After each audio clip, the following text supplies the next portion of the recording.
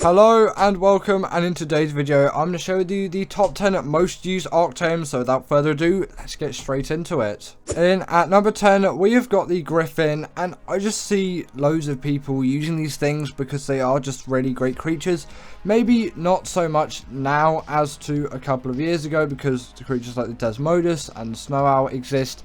But still, the Griffin, in my opinion, gets a lot of use, and back then it did get a lot of use, and I'm kind of basing it over kind of all of Ark's playtime and also just general popularity of today. And if you factor in all of that, this creature has definitely had some heavy use, especially considering Ragnarok is actually Ark's most popular map, and it spawns on Ragnarok, so this has definitely got tons and tons of use out of so many Ark players out there, which obviously is going to make it rank on this list. Maybe not the highest because some of the other creatures on this list really do deserve to be here, but it is an insanely great creature and it is capable of a lot of things, namely when it comes to its gliding ability and the fact that you can wield weapons on the back of it, which really does make this a much better type of flyer. They were also super speedy as well with that gliding ability, of course, but just pretty quick in general. They dealt a very decent amount of melee damage, and they were the go-to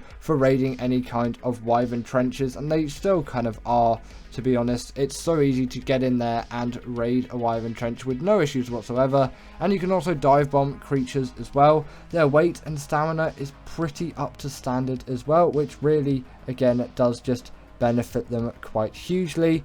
You know, does make them just a better creature overall, but they're mainly used, and I think they're still really used a lot for wyvern trenches. At least I'm pretty confident in that, and that is why they're in at the number 10 spot. Next up, we have got the Reaper, and this creature is here just because it is so widely used just generally as a creature, and when it came out it was such a standout. It is so suited to its map, and it can just deal tons of melee damage, and it really is a huge adventure to actually get one. And on Gen 2 they're some of the easiest things to tame.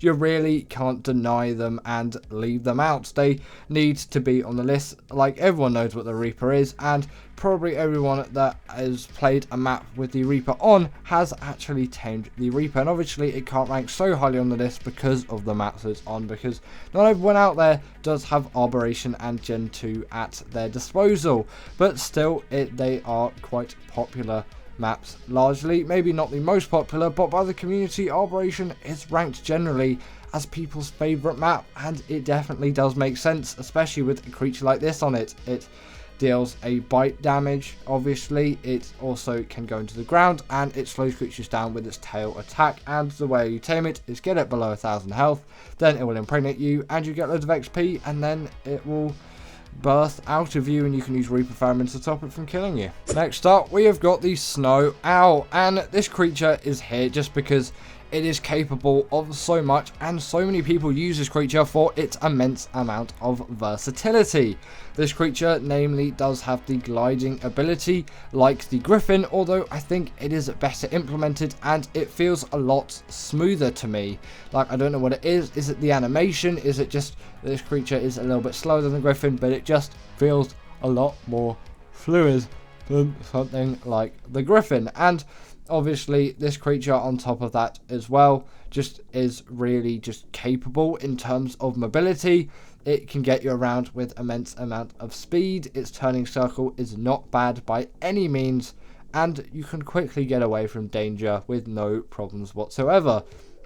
They also do have a sort of heat seeking ability where they'll just see if they can find any creatures based on heat. Pretty useful for PvP scenarios if you're trying to track down some pesky raiders, or in a PvE scenario when you're just trying to find a creature that you've lost, and just in general as sort of a night vision camera for free. You also want to level up that stamina, not just so they can fly longer distances, but also they heal up creatures, and this does greatly aid them in that regards. They are just amazing at obviously healing up creatures, and it works for any type of creature, that being your own, enemy, or wild, and it really does add an extra dimension to them. As if you're healing up wild creatures, it could be because, you know, you want to tame them, so you're healing them up, so the taming process doesn't actually involve you killing said creature. And also, if you are taming something and its health is quite low because you put some tranks into it, you can quickly heal it up with this creature, and it is such a piece of cake.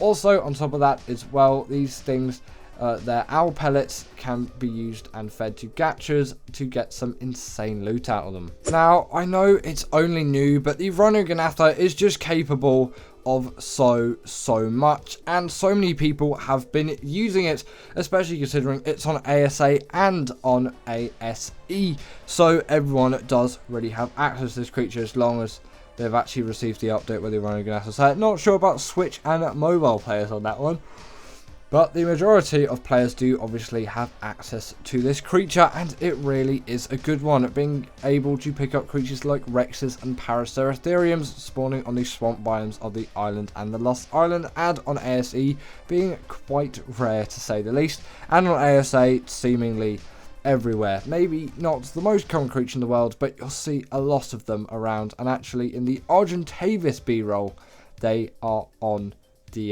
they're just in the background actually in that one. Didn't mean for them to be in the background, but they're a background creature, you know. I'm pretty sure it's a white one with like red on it, which is great. Truly, these things are everywhere, at least from my experience. Also, they are just really great fast flyers capable of demolishing bases in PvP scenarios, and the tame method is very not dissimilar to the Reaper. You get a pheromone, which you'll find from killing a male, tame yourself a Bronto, get those resources on screen if you want to get 100% effectiveness, although I don't really think it's that necessary. Then get your Bronto near to a female Rhyniognatha, then trap it with a net gun or just with a trap. It's much easier to do with a net gun, which is why I use it, and get it to as low as amount of health as physically possible. I'm using the awesome spyglass mod here, but you can obviously use a magnifying glass if you have access to no mods, and I'm pretty sure the awesome spyglass is a mod available on ASA as well, so you know you'll just be able to use that same one if you're an ASA player. It really does help out. It tells you all the stats of the creature, and it's just a useful thing to have. Then you feed that pheromone to your dino, and then by the time it gets out of its trap, whatever you put it in, or you know, in that case you'll want to untrap it if you put it in a standard gate trap, then it will come out and it will impregnate your dino, and then there'll be craving times where you can feed it those resources if you want 100% effectiveness. Otherwise, just wait and your Bronto will sadly die, so don't choose one that you really love, and out will come a baby Rhyniognatha. Next up, we have got the Thyla, and this creature is all over the island and just all over people's screens, just being everywhere and being used all the time, that it simply did have to be on the list, pretty much in the midway along spot. This creature just gets so much heavy use that it has to be on the list, of course, otherwise why would it even be here? And talking about this creature, I'm also going to put the Shadowmane in the same position as well, as I think the Thyla and the Shadowmane are pretty equal in terms of use, although the Shadowmane does get a little bit more, just to give it a bit of a mention, but I'm going to talk about the Thyla first. This creature is capable of so many things, namely obviously its mobility, the fact that it can climb any kind of wall or vertical surface. It really does just aid it generally, and also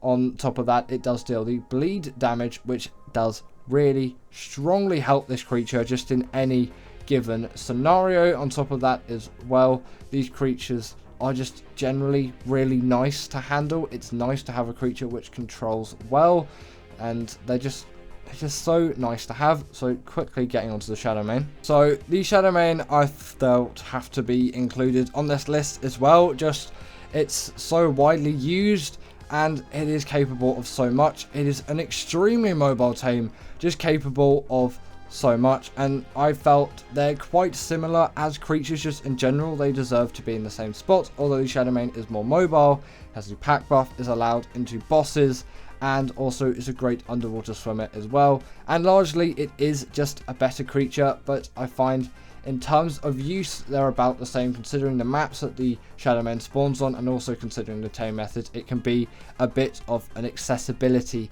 issue to some, because it's not the friendliest whatsoever, but both truly great tames. The Shadowmane is the better one in my opinion, but I would say the usage is about the same. In at number 5, we have got the Desmodus, and this creature is here just because of its sanguine elixir. It's also just relatively intelligent and inventive taming methods, although it is just pretty much a reskin of the Bloodstalker's taming methods, but so is the Rhyniognatha to the Reapers, even though this is even more closely related. But still, it is a cool, nice, useful way. Well, I don't really know why I say useful, but it's inventive, and I like having the sort of a new standard of special taming method, which it just makes it feel in some ways just more accepted, and it just feels more normal, which does aid it in my opinion. It's a bit of an irrelevant point, but they make Sang Elixir instantly 30% of your tame done like that. Also,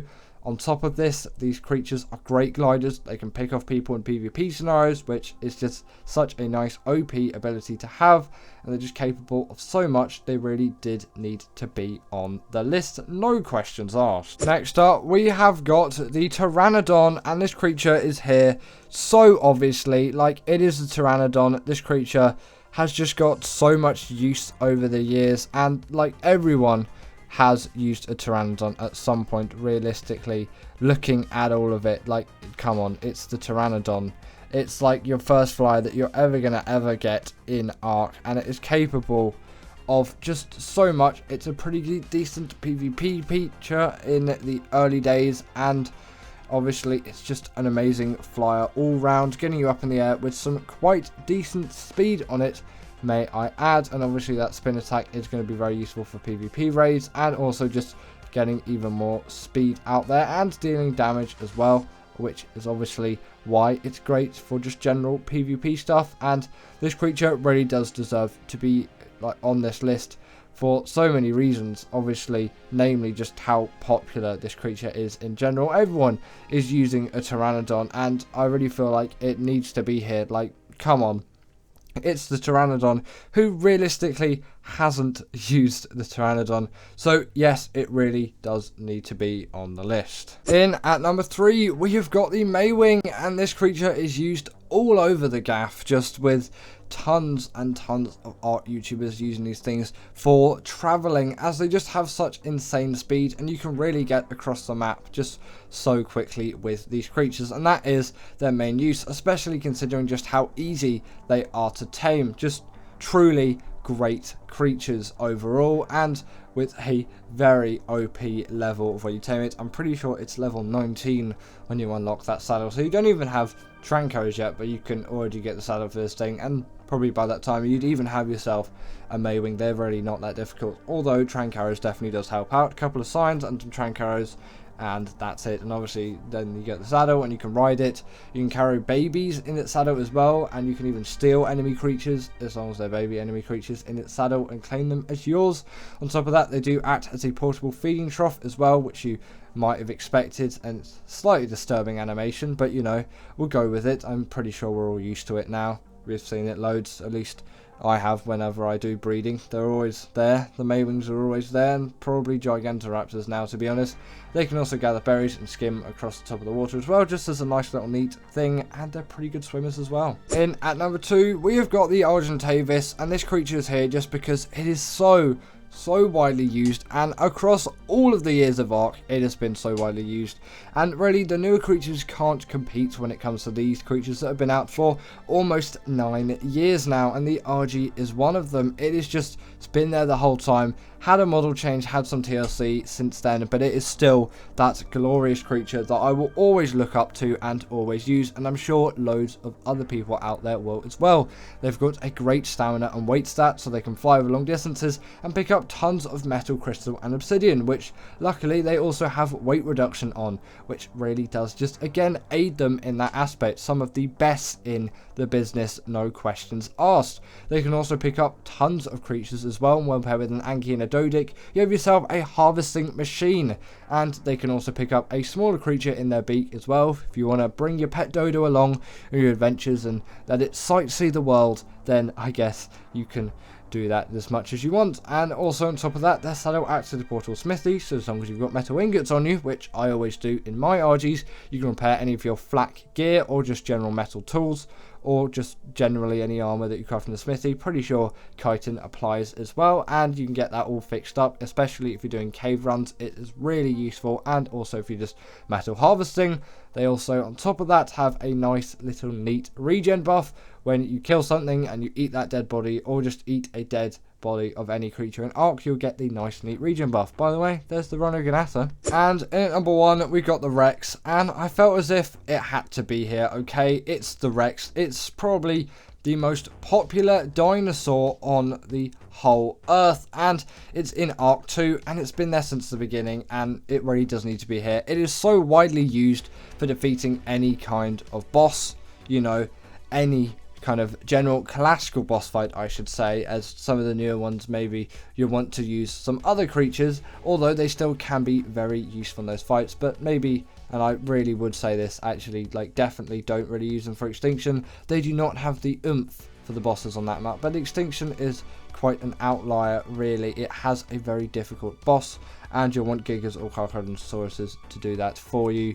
There is no point using Rexes, they will simply fail. You can use it for some of the normal titans, but those alpha king titans at the end of it, then yeah, really don't. You'll want to find yourself a better, stronger creature. But for classical boss fights like the Broodmother, Megapithecus, Dragon, things like that, up to like Master Controller and even the Rockwell fights, then yeah, they're really just nice and useful for that. Not even sure if you can use them for the first Rockwell fight natively, as I'm not sure if Rexes are on Arboration, but I'm not really sure. I could be guessed wrong, but they must be on Gen 2 somewhere. And obviously Rockwell is there twice now in the Ark game. It's been like that for quite a bit though, as that was supposed to be the last DLC map on Ark, but you know, Ark 2 has been delayed just so much. But really, the Rex is just that standalone creature that has been used so much across all of Ark's history. I think it deserves the #1 spot. Again, so popular, and it really does, it has made its mark. But anyway, that is the end of today's video, and I really hope that you all did enjoy, as I definitely did enjoy making this. As always, comment down below what is the most used Ark Tame to you, and if you didn't agree with this list, put your 10 in the comments below, and I'll see you all later.